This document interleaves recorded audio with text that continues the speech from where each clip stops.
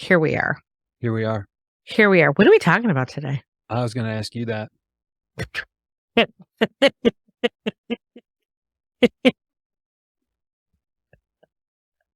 It's perfect. I know last time we went into a tangent of the failure thing, and I think we meant to talk more about stuff you're doing. Sure. And I think that's what we didn't get to. I think that's where we were going to go with that. When do we not get into a tangent? Like, does it matter where we start? That's the question. That's the beauty of a good podcast, though, too. Yeah. Yeah. Oh, gosh, I got to tell you this. The podcast may have started. I'm just going to go ahead and start it and say, and welcome. These things they title themselves after, like the best episodes title themselves afterward. Right? You get it. So, dear listener, it's not that we're not going anyplace. It's we just don't know yet. We don't, because we're enjoying the journey. We don't care about the destination. It's about the journey. Why don't we talk about that then? Why don't we talk about the things that you can control and the things that you can't control in sales, and how you have to know and mind the difference so that you can keep your swagger? Oh, okay. Hold that thought because I'll forget it. I think the show, yeah, exactly. Grab it. Grab it. For those watching on YouTube, you see him grabbing it. What he's grabbing. Whoa. Oh, you're going to have to watch it on YouTube to see what he's grabbing.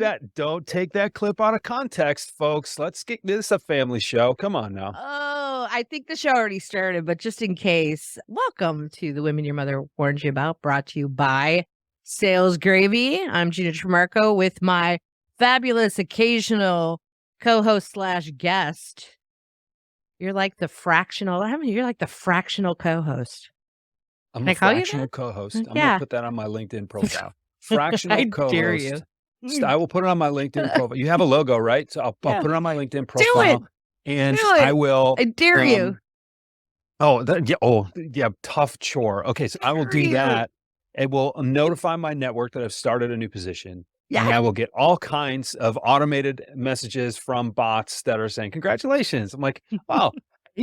So you start a new role, you put something out there, and then all of a sudden you get the congratulations messages from people. And then you look, and the only times you've ever interacted with these people are when they congratulate you or wish you happy birthday or something like that. It's like, what are we even doing here? Right? Like, okay. I forgot to say, it's Jeff Bajorek, you guys. I mean, yes. I know you know who it is. I dare you to put this on LinkedIn. The Fraction tomorrow podcast co-host Jeff Bajorek back in action, and we're talking about the journey. You're talking about the whole LinkedIn stuff. Mm-hmm. Now, don't get jelly about this. Okay, can you promise not to get jelly? No, I make no promises. So I started my day with a podcast. Mm-hmm. And I'm ending my day with a podcast. Okay. And I started my day with a really good-looking male guest, podcast guest. And I'm ending my day with a really good-looking podcast shucks, Gina. Wow. But you said this to me earlier this morning. This is just really weird. Oh, my God. Oh, my God. Well, I kid. Who are you talking to this morning? Are you allowed to divulge? This morning, I was talking to Ryan Serhant. Who Ryan. He is, a lot of people know him for being on $1 Million Listing New York, on the reality show for selling real estate. And he's written a couple books. So he's got a celebrity status to him in the real estate world, but in general, because he's on a reality show since 2011. He's been on that show. So it was a really interesting interview because he talked about the entire journey. Well, a couple interesting things, because he's a sales expert and he's brilliant at what he does, and he's built this amazing company. And another example of sales is like, what am I going to talk to him about? His publicist gave me this whole list of things to talk about, and I'm like, I'm just going to take him back to the day he started in real estate, which was 2008 when everything was crashing. Like literally, like Lehman Brothers, like literally crashed the next day. Mm-hmm. And I had him walk me through that entire process, and like I didn't have to ask a lot of questions. The podcast just ran. It just ran itself. And by the time you know it, like the things that we were supposed to get to, we never got to. And I'm like, I gotta go. Could you come back? And it's podcast gold though. Like let's be real. Funny story. I actually walked right in front of the Lehman Brothers offices in New York City, like the week, but the people were picketing. I was with 3 other friends. We were in town to see baseball games at the old Yankee Stadium and old Shea Stadium before they closed down. And none of us had any idea what was going on. Like, what? Why are all these? What? Huh? I mean, that's how just naive we were at the time. And then like 2 weeks later, we were like, that was what? Okay. Yeah. It was kind of nuts. Yeah. So it made for an exciting day for me today to have both of you spending time with both of you today. As long as you can end your day on a high note, Gina, then I'm a happy guy. Here we go. So let's. How much more time do you want to waste? The show's started, I think. Okay. You said something really great before you started grabbing it, about the journey. It's a funny thing. I actually managed to grab it and hold on to it. It's I right know here. you did. Okay. Keep holding it. What? I'm so happy I put these on YouTube now for people to watch. Oh, this is going to be a great screenshot when I post this image. Do I have to hold my hand up the entire episode? Like, that might be a chore. Yeah, that's going to be really weird. Let it go. Especially since you already got one bad arm going. I don't want to create another bad arm. So journey, what you can control in the journey of the sales process. What can you control? Your reaction to the things that happen to you. Yeah. Reasoned choice. I study a little bit of Stoicism, and my wife likes to give me hell about it because it frustrates her sometimes that I won't get emotional for certain things. Because sometimes it's like, would you quit playing it so cool and just like, because I'm stuttering now, but when you always have a measured, reasoned kind of way about you, it can be frustrating for other people and can invalidate their own emotions, which is not always something you want to do. But I've always found it fascinating that selling is something that requires a tremendous amount of emotional transfer. I call that group of emotions tension. And without any tension, there's no sale. So no tension, no sale. Get emotional, stir up emotions in your prospects. Selling is a transfer of enthusiasm. So you need to bring a certain level of enthusiasm with you, but don't get so caught up in your own success or failure, because behind every victory, there is a loss, and behind every loss, there is going to be another victory. And if you do not find a way to maintain an even keel throughout it, you will burn out quicker than you can possibly imagine. And so the paradox of, I need to be emotionally engaged, but at the same time, I need to disengage from the outcome. It is a tougher skill to master than most people even think of, and most people don't even think of it. And that's always fascinating to explore. So tell me more about Stoicism. Stoicism? Yeah, that. Wow, I don't really even know how to define it, except I understand, like, when you're stoic, you're just kind of like, yeah, and even keel. Like stoic, it gets when people say that, well, he's so stoic about that. Like, he took it and didn't even flinch. It's a lot of times that gets or she took it and didn't even flinch, right? Like, it's one of those things that gets commonly referred to as detachment or denial. Right. And Stoicism is not denying the fact that emotions are present. It's choosing not to engage in those emotions. And so a lot of people talk about, Man's Search for Meaning. Viktor Frankl wrote Man's Search for Meaning, and he gets credited with the quote, rightly so, of between anything happening and your response is a moment in time. And in that moment in time, and I'm butchering the quote, but you guys know what I'm talking about. Yeah. In that moment in time, you get to choose how to respond. That is Stoicism, right? And it's ancient wisdom. It goes back to the Romans and the Greeks and a bunch of names that are complicated and difficult to pronounce. But several years ago, I read a book by Ryan Holiday called The Obstacle is the Way. And then after The Obstacle is the Way was finished, I read Ego is the Enemy. And then after that, I think it's 4 or 5 years ago now, he produced a third book called Stillness is the Key. And that trilogy, if you will, I actually buy them together in a box set. And I give those away as graduation gifts now when my cousins and friends and Mm. stuff like that graduate high school. I used to give All the Places You'll Go, the Dr. Seuss book. And this I found to be much more profound, much more college level reading, but with way more timeless wisdom to it. And the obstacle is the way basically suggests that in every obstacle there is an opportunity. And if you are measured enough and unemotional enough to look for the way through, you will find it and you will Mhm. appreciate the lesson for what it is that you need to learn. Ego is the enemy presents the idea that you are often the obstacle, and stillness is the key is really just about it's not just about meditation. It's just recognizing that you have to have these bouts and the balance of these bouts between stillness and emotion. There is a time to be very, very active. There is also a time to contemplate, to think. If you don't know what you're going to do next, it's really foolish to just start doing things. And in a profession where we are biased toward action, in a society where we are encouraged to be as busy as possible, it's more and more difficult to remember that we need to take time to reflect. We need to take time to think. We need to take time to write. We need to take time to communicate. We need to just be present and mindful of everything around us. And what I was thinking about earlier today, actually, was the fact that thousands of years ago, like a couple thousand years ago, people were writing and thinking and talking about how important it is to not get caught up in being so busy, right? Like this is not a 21st century phenomenon because of social media. Social media is the thing of the day that is distracting us, but it was something else in ancient Rome. It was something else in ancient Greece. Um, it's timeless ancient wisdom for a reason. And I've overstayed my welcome with talking. It's your turn now, Gina. No, you could do all the work. I have no problem with that. The obstacle is the way. Mhm. I'm sorry. This is such a nerd moment. Okay.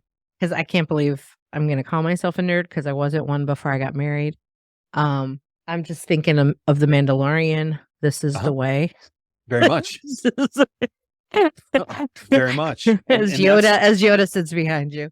Yeah, I mean, but there's a lot of Stoic tradition in that show, and Mhm. a lot of Yeah. integrity in that show, and that's one of the Yeah. reasons I think it resonates with so many people. And I am Star Wars nerd adjacent. I'm not a Star Wars nerd. I people because I have Grogu and Yoda behind me and Lego. People are like, "Oh, are you like a huge Lego guy?" I'm like, No." Like, "Are you a huge Star Wars guy?" I'm like, "No, I No. just like them both enough for those to be my pandemic projects to occupy my hands for a couple hours, right?" Um, but one of the reasons that Star Wars has such a following is because of not just because of the hero's journey, but because of the values in each side of the Force. And it really in Mm. um in very explicit terms why people are acting the way they are, because it's very much their relative integrity. And there's a lot of integrity displayed by the different factions of those, I Yeah. don't want to call them people, those beings Yeah. in the characters in those shows. And The Mandalorian is very much like that. It's like, wow, this guy has so much integrity, and the stories get interesting when that integrity is Yeah. challenged. Yeah. Yeah. Which really is the hero's journey, Very much. right? Which is really the hero's journey. And when I'm teaching selling with stories, Mhm. right, I use the traditional hero's journey story arc to do that, which brings Mhm. us back to the weaving the emotion into every journey, right? Being able to tell a story to your customer that they can relate to, but every story has a handful of the same elements that, are usually emotionally based. Or you look Mhm. at everything was going fine and then something happened that changed everything. Mhm. And that's our job as doing what we do, is to bring the customer through that journey. We don't really have control so much over their journey, but I believe we can guide them through the journey. And in order to guide them, they need to see themselves in the journey. And I don't think the arc of the hero's journey is as important as making sure your prospect knows they're the hero. the arc is like, I think it's like 7 different stages to the hero's journey. And I've got Joseph Campbell on the bookshelf Yeah. behind me, and it's his work that identified that. I don't remember the names of those specific stages. I mean, there's the inciting event, and then there's denial, and there's the guide appears, and whatever.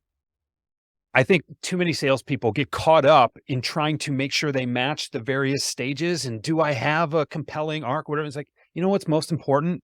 Because the story will take care of itself as long as the person you're talking to sees themselves in a story.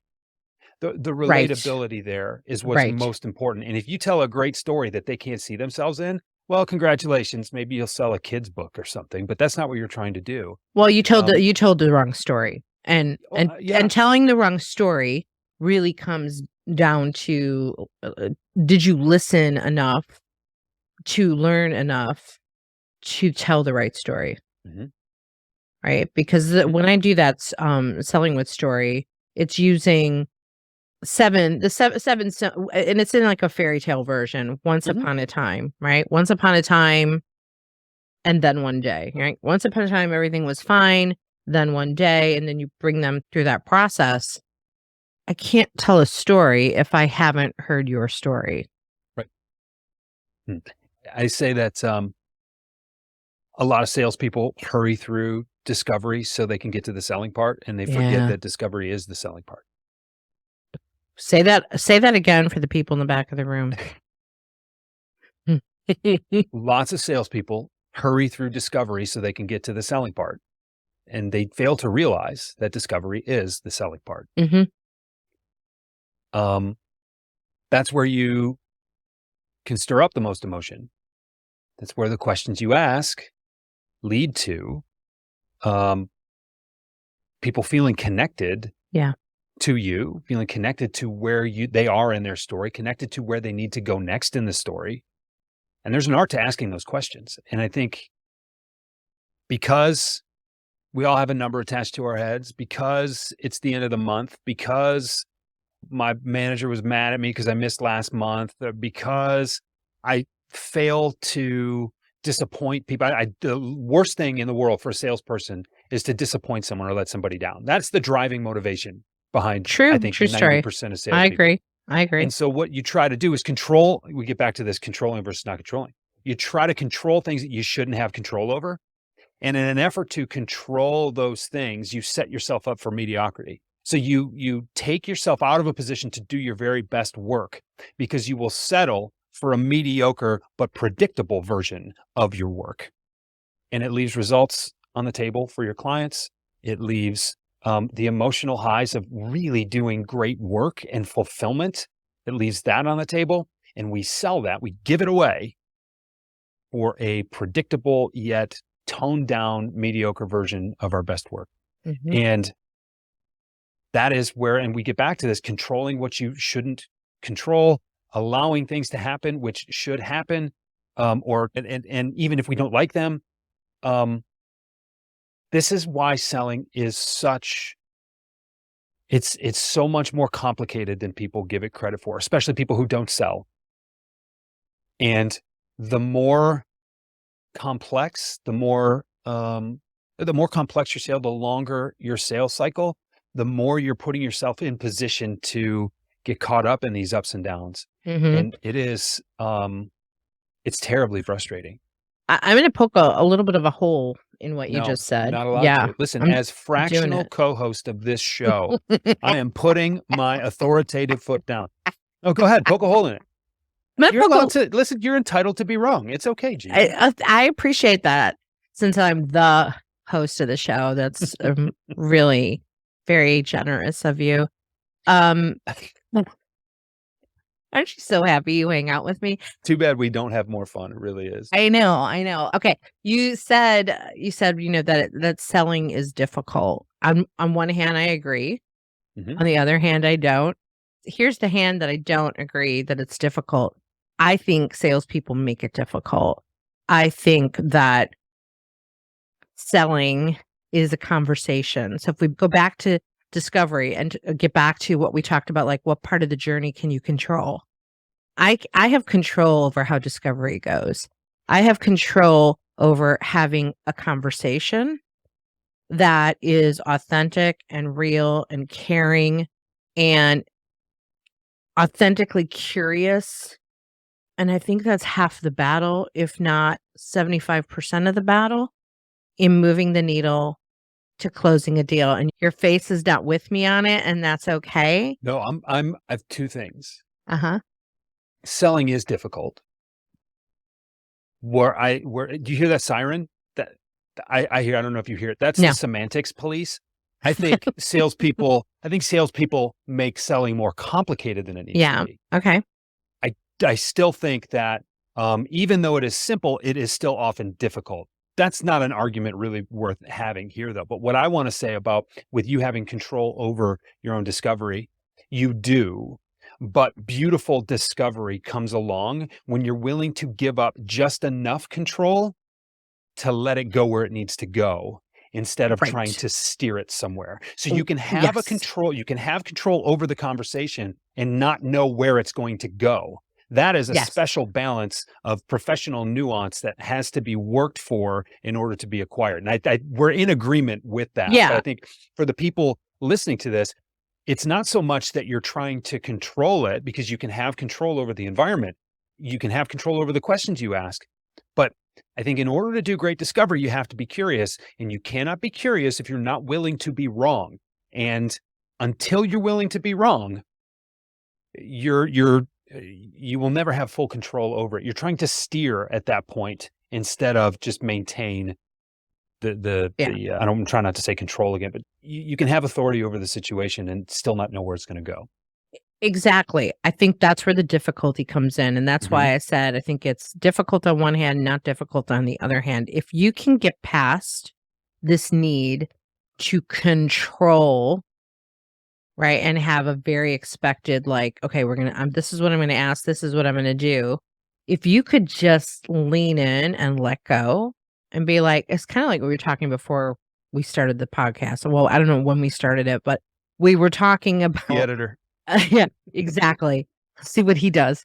You have to be able to just sometimes just let go and be like, okay, there's a plan that a higher power has. And if I'm okay with letting go of needing to know the plan, that's the hard part, right? In general, we want to know what the plan is. What's the plan? Where are we going? What's the outcome? And I think the beauty comes in, let go of the plan, right? This is why I love what I do.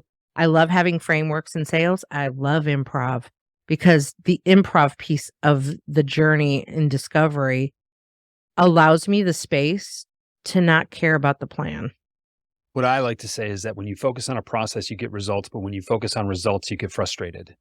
Oh, God, you've got some good ones. I am a soundbite a minute, Gina. Yes. I've learned that recently. I'm not sure what that's worth, but I've learned that recently. But you think about that from improv.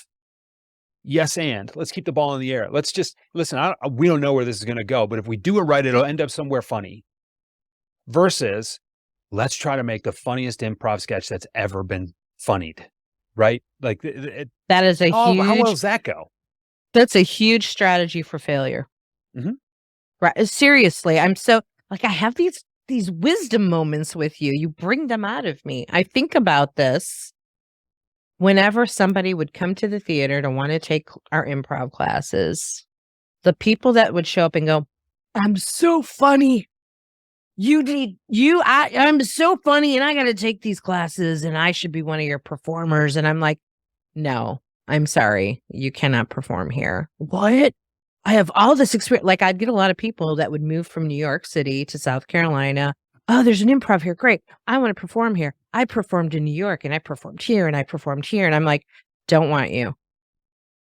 Right? Because they show up going, "I'm so funny." Number one. Number two, people are like, "Teach me how to be funny.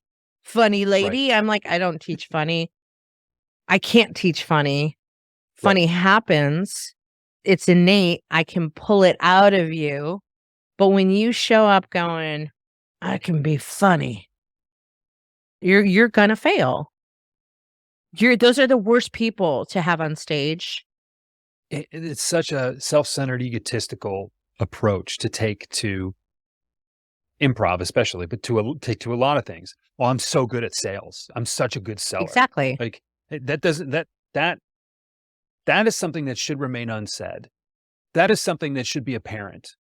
That is something, and let's keep this at improv now for a second. If you are so hell-bent on being funny and you want to show everybody how funny you are likely to take away from the overall project. Yeah. If you are showing up in service of the project, Yeah. if you're really that funny, people are going to notice. And Exactly. it's the same approach, and let's take this back to selling now, selling on a team. You have a role to serve, and if you're working in a team, and selling is not often a team sport, it's often a very individual sport, but anytime you're trying to support your team, you're thinking about the team in front of yourself, and what's good for the team is good for you. But what's good for you is not always good for the team. We see this in organizations a lot too. And if you don't get your mind right around what's good for the organization is good for you, you're going to have a hard time surviving in that. Well, and to the contrast of that, if the organization is not thinking about what's good for the team is good for the organization, those two have to work in tandem. Yes. And we get back to trust. Yeah, it's a big recipe for failure if it's not a two-way street. But let's kind of get back to what you can control and what you can't control. What can you control in the sales process? I don't need to start listing things off. It's your show. What can we control in the sales process? I'll throw that to you. I mean, the simple things, like you said, right? Like reactions, like how I respond to things, I control. The activities that I do, I control. How I see things, my mindset, I can control. I can control all of those things. That's about it. You can control how often and how much you prospect, right? Yep. By priority management.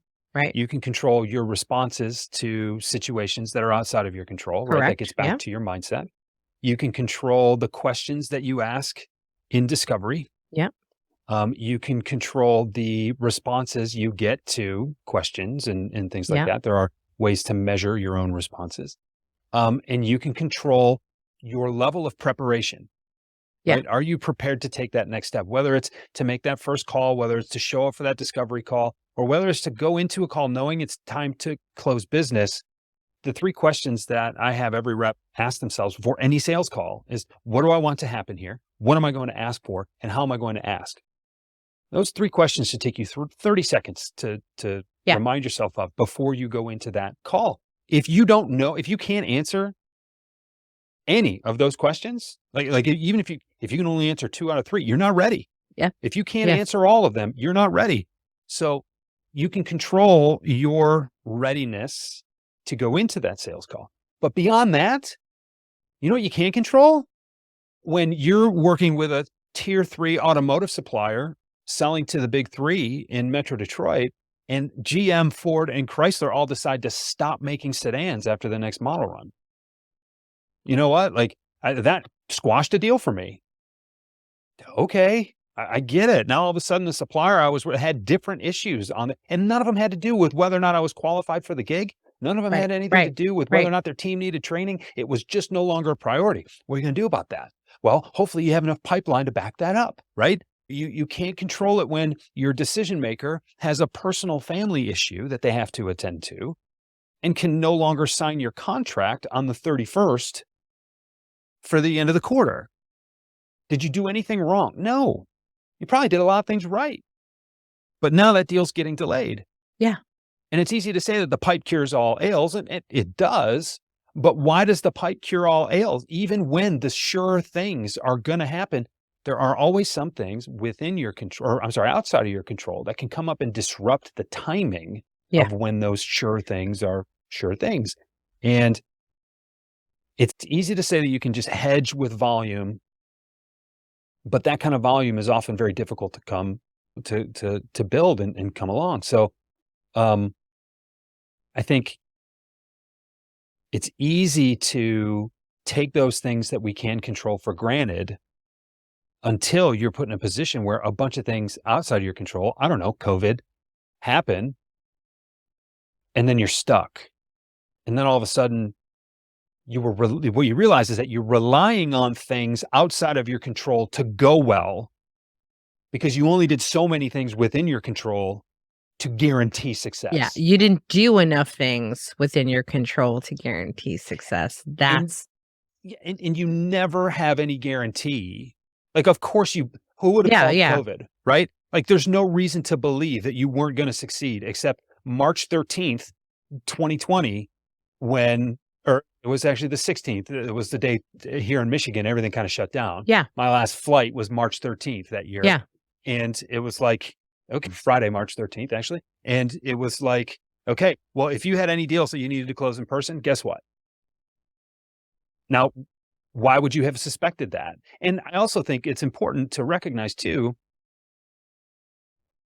you have to be okay with something happening that's outside of your control, wrecking things. Like, the other thing is, there's only so much insurance you can give yourself. Yeah. You can't look around every corner.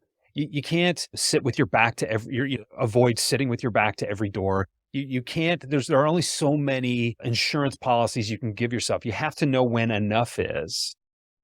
And that's another thing. And that's another episode, really. I mean, when is it enough?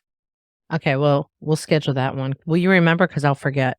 I think it's already on the calendar. When is, okay, good. But you got to remember the topic. Mm-hmm. When is enough? Gina, remind me. I'll remind you. Yeah, I'll remind you. Yeah.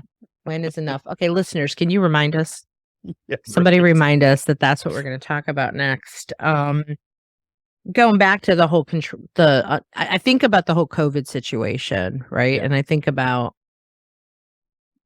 if I would have only, I go back and Monday morning quarterback it because, right, we all were going through that. My theater shut down March 7th, and the date sticks in my head, and I don't know why, but it does.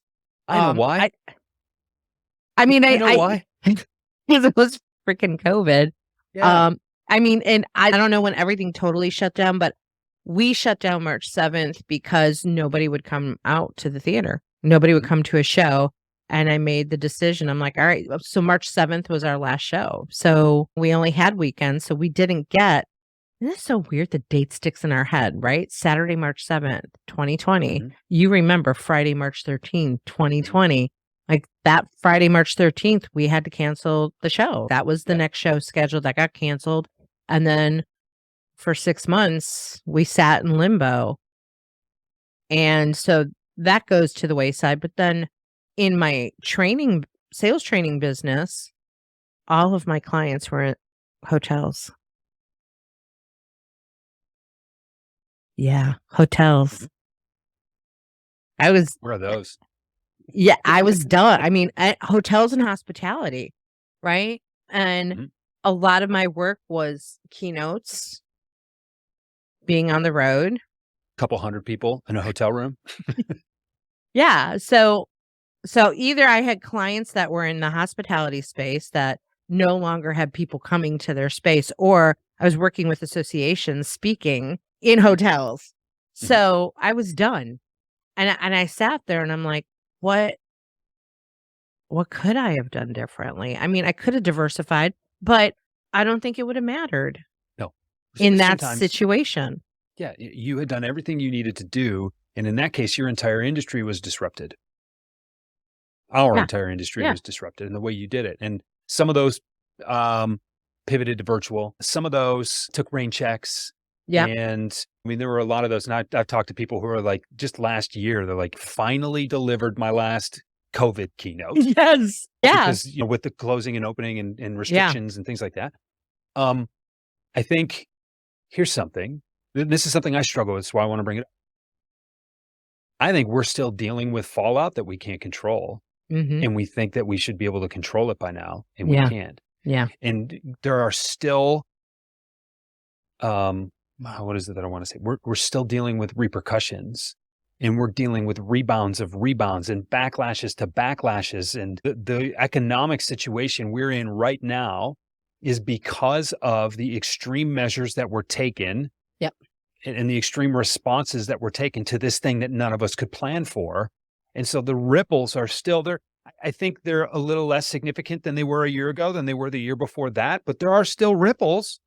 And I think people have been in such a rush to tell us that we're getting over this. People talk about back during the pandemic. Hey, folks, it's still a pandemic, right? Technically speaking, we're still in it as we speak. But people think about it as in terms of something that's in the past. Just because we've been able to cope with it and return to something approximate to normal in our lives, it doesn't mean that it's over with yet, which means we still have things that we're dealing with that we're denying that we're dealing with. And I think we're denying them because we don't have control over them, which means that we feel like we should have control over them, which is putting yourself in that situation where, wow, I guess when I really think about it, I'm trying to control something I have no control over. That's where anxiety comes from. That's where stress comes from. Yeah. And that's what so many people are dealing with right now. And they're leaving their jobs. They're quiet quitting their jobs. They're being quiet fired. There's quiet quitting, Yeah. quiet firing, great resignation. I also think that people think differently today after everything that's happened. There are some people that are not trying to control it all because they've learned, you know what? I can't control these things. Life is too short. I'm going to make some decisions to live my life differently, design my life differently. I've had enough bad things happen to me in my life before COVID that just the combination of that and the whole yes and mindset, I think has helped me lean in and go, all right, what's next? Yep. How do I pivot? You talked about the obstacle is the way. I don't know if I've ever mentioned on my shelf here, a beautiful constraint. A beautiful constraint. I don't know if I've mentioned that book to you. That's another really powerful book. Of course, there's an entire section in there on improv. So of course I love it and I'm biased, but it talks about how do we take a constraint and we find the beauty in it and we innovate from that constraint. If more people could do that, especially salespeople. All right, what's the constraint here? Take the biggest obstacle. One of the exercises that I do, I can use it in sales. I can use it in leadership. I use it in a variety of ways. I had to learn how to do all of this virtually, by the way, but when I would do it in person, it was super fun because I'm like, all right, everybody write down a problem on an index card. And I had branded cards that I would give them and it would say, what's your problem? And they would have to write down like the problem they want to solve. Or I would say, put your objections on there. Like, what are the most common objections you're hearing? Now, what was cool about that is I could collect all of those, then go back to leadership and be like, here's the perceived problems and objections of your team. Yeah. Which was a really cool thing to do as a side note. But I would have them fill those cards out. Like, you could thinker specific, business specific, your job specific, or personal, or random. World peace, you want to solve that problem, like whatever you want. I just want you to put a problem on there and I want you to think really big, like a problem that actually can't be solved. I want you to really think about living on Mars. Like that's not doable at this moment in time, right? Sure. Just write that down. So I have them write it down and then I know I'm giving away my free ideas here. Then I collect their problems. Isn't that what a podcast is? Exactly. It's free education. The question is whether or not anybody wants it. Exactly. I collect so I have them fill out the cards and I go, okay, I'm taking your problems away from you, right? And they get a good laugh. I take their problems away. I collect all the problems. I shuffle the problems. I redistribute the problems. And they're all anonymous. Like their names aren't on them, right? So I redistribute the problems and then I put them in groups. And I'm like, all right, together collectively as a group. So I'm teaching them to collaborate and to work as a team. Like you said earlier, like you have to be able to work as a team. I think that was one of the biggest things I learned in COVID. I don't do well solo. I like being part of a team. I don't do this podcast by myself. I like having team energy and spirit. I think maybe that's why I waited a long time to get into sales because it can be a little cutthroat.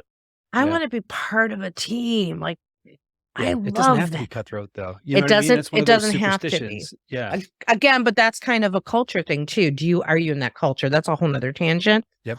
Put it down for another topic. So I collect all the problems. I redistribute all the problems. And then I go, okay, together as a group, choose a problem to solve.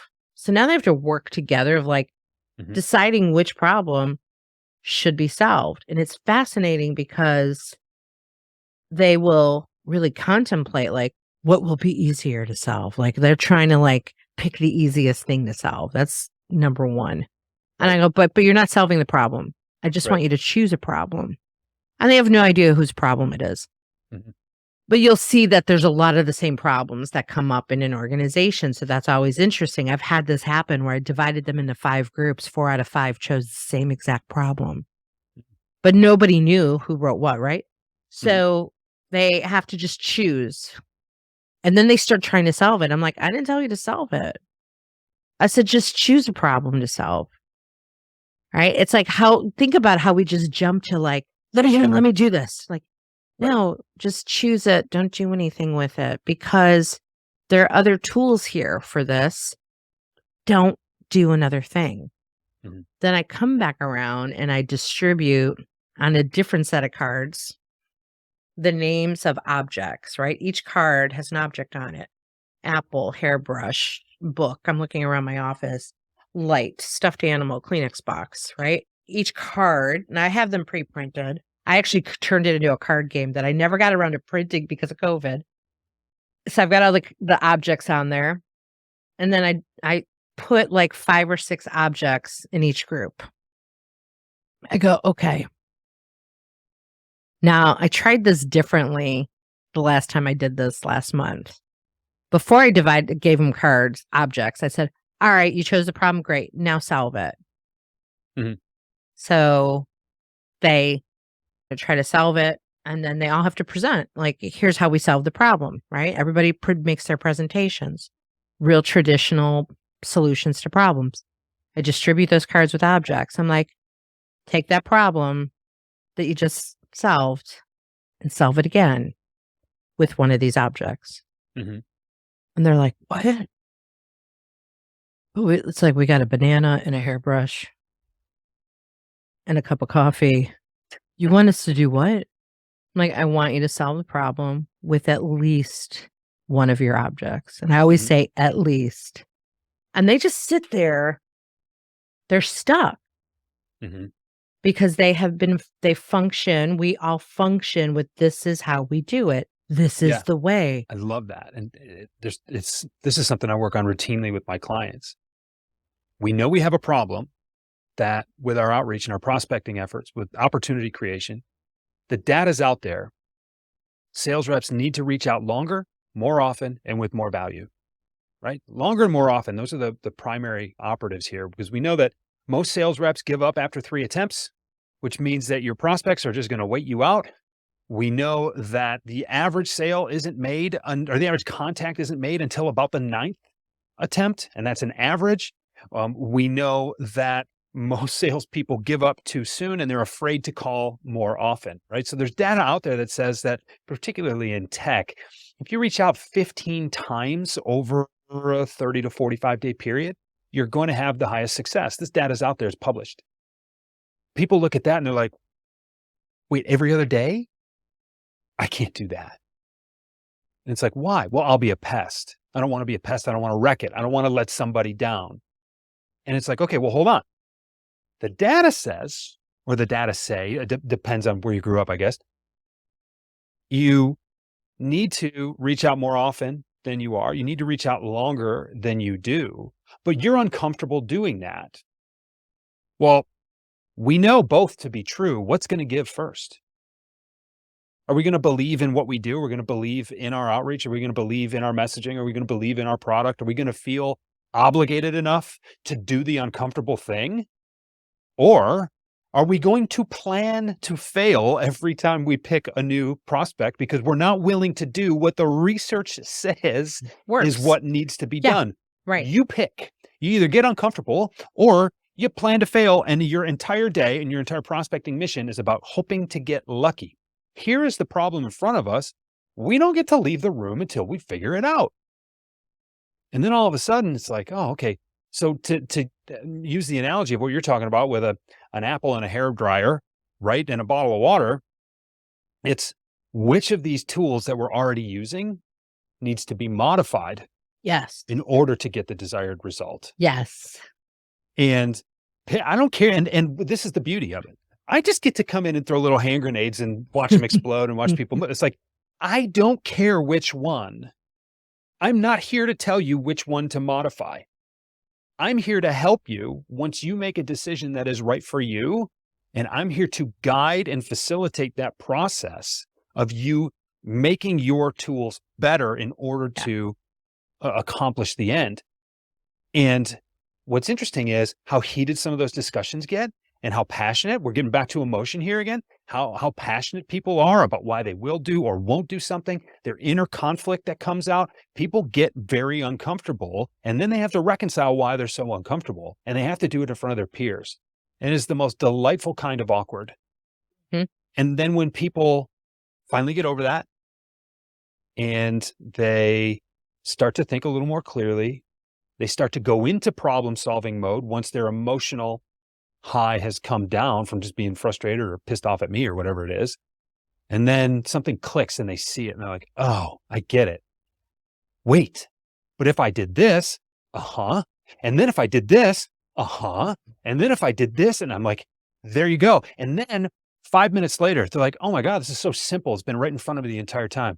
I'm like, yes, but you were too emotionally stuck with the way you've been doing it, getting the results that you're not happy with.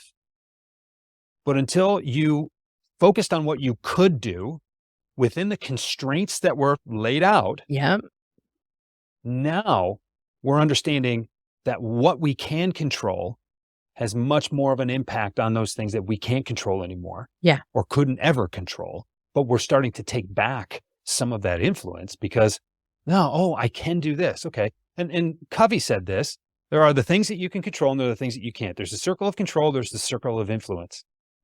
And the more you focus on what you can control, the more things you will find you have control over.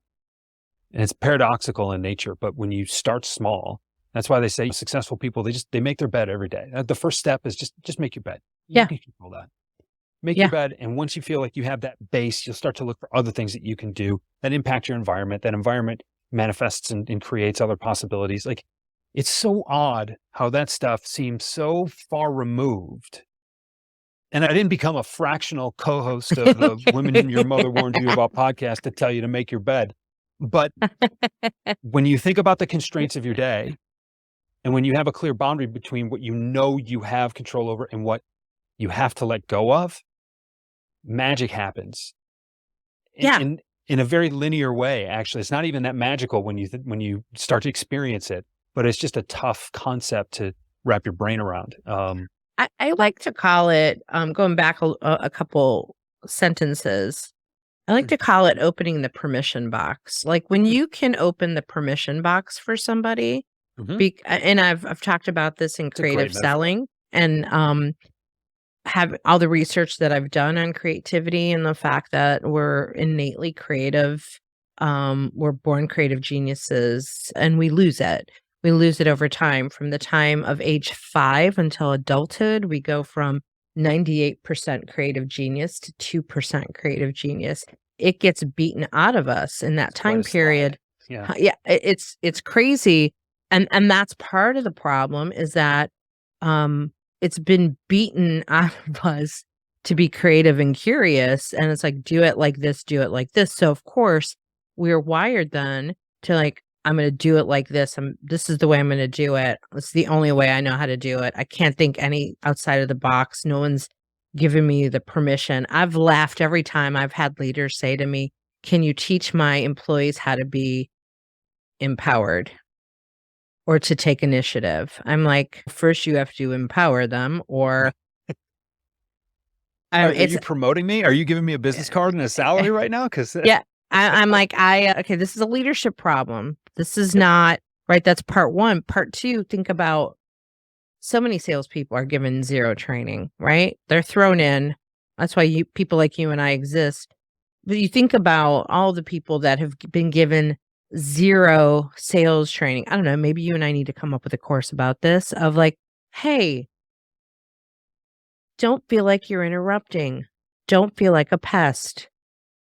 this is your job. This is what you do. I was just talking about this in a class today. I'm like, so gatekeepers have their jobs. I watched somebody laugh during this training at me. I'm like, their job is to keep the gate.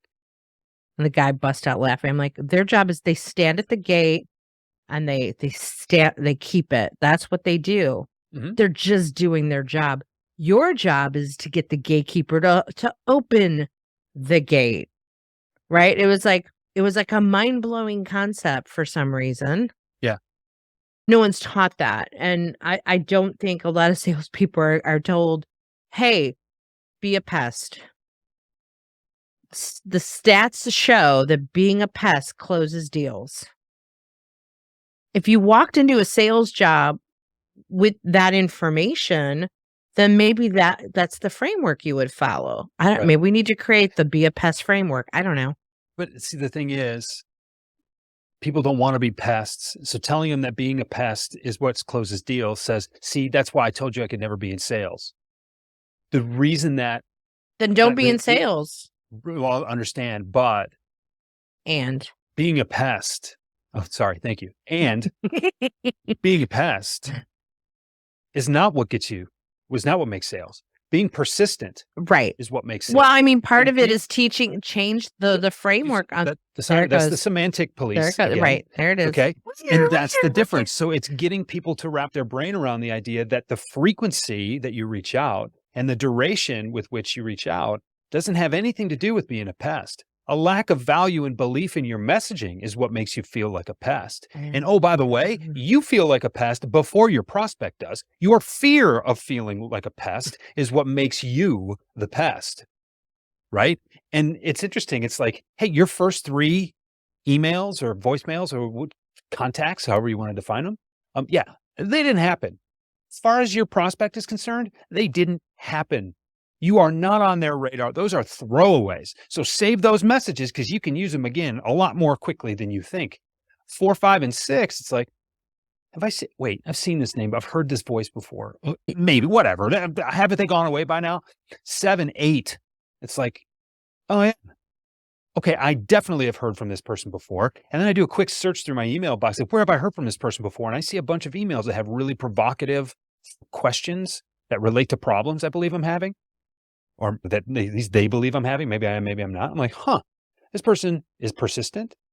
They've got me surrounded. They've left me voicemail messages. They've left me LinkedIn messages. They've left me emails. Okay. And if I look into this, like, wow, it's actually pretty pithy stuff.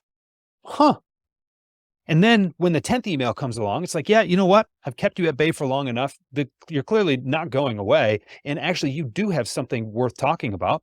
Let's talk. I'm going to respond. But it takes 11 attempts to get to that point. Right. That's the reality of it. And everybody you talk to, particularly in leadership positions, they're like, okay, you get an email from a sales rep. You're like, okay. And then it happens a second time. You're like, bet I don't get a third one. Then you get the third one. You're like, okay, well, that's clearly it. No one ever reaches out 4 times. The first 3 are just gone. You walk them through that and they're like, oh, damn, you're right. So what are we teaching your people to do? To fall in line with everybody else? No, we know these things to be true, yet we don't act on them. What are we doing? I'll step off my soapbox. Co-host only gets me so many words per minute. Fractional co-host gets me less. I think you used them. I think you've used them all because we're at time for the day. The YouTube, the rest of the YouTube version is just going to be me mouthing words, but I've been muted, so I'm not allowed to say it. We talked about this. Are you still working with Ian? Yeah. Okay. So yeah. Maybe and I have a great relationship, but he doesn't produce my podcast anymore. That's right. Maybe he'll, be nice to him so he doesn't mute you. That's all I'm saying. Maybe he'll throw in a siren or 2 into this episode. Oh, would that be glorious? Yeah, the semantic siren. That would be awesome. Another fun-filled hour with Jeff Bajorek here on the Women Your Mother Warned You About. Thanks for being here, my fractional co-host. And I expect to see your LinkedIn profile updated. Tune in tomorrow. It'll timestamp the recording of this episode. So apologize for that. I don't know how far in advance you're recording this, but it's happening tomorrow. Okay. I'll be looking for it. I'll tag you in the post. Yeah. I'll be, please do. Please do. I'm I got to run now. I got to go rehearse for a show I'm in. Yeah. Woo! Oh yeah, Yay. that's right. And I've got to get to a meeting myself this evening. So Okay. thanks for having me. I hope this was succinct enough to get people to think a little bit differently. I hope so And too. I want my goal is for anybody who's still listening right now to think about the things they can control, think about the things that they can't, and think about the things that they may have some confusion about. And that's my provocation for the end. And my provocation for the end is think about the obstacle is the way and the constraint is beautiful. Mm. Think about how can you think outside of the proverbial box. Oh, think outside of the permission box. That's what I'm going to say. There you go. There we go. All right. Thanks, Warners, for listening to this episode of The Women Your Mother Warned You About, brought to you by Sales Gravy. Check out salesgravy.university, and you can up-level with so many different courses that can help you with many of the things we talked about today. And you can check out Jeff Bajorek. Where can they check you out, Jeff? They can go to, well, I mean, if they're listening to the podcast right now, go and check out the Rethink the Way You Sell podcast. Or you can go to rethinkthewayyouSell.com. That's the best place to interact with my content. It's in a community platform where you can comment on stuff. You can interact with other people. You can send messages to me. That's like an interactive version of my website. It's probably the best place. Or Awesome. LinkedIn, where you can like my post that I'm now fractional co-host of Women Your Mother Warned You About podcast. So fantastic. All right. We're out of here. See you next time.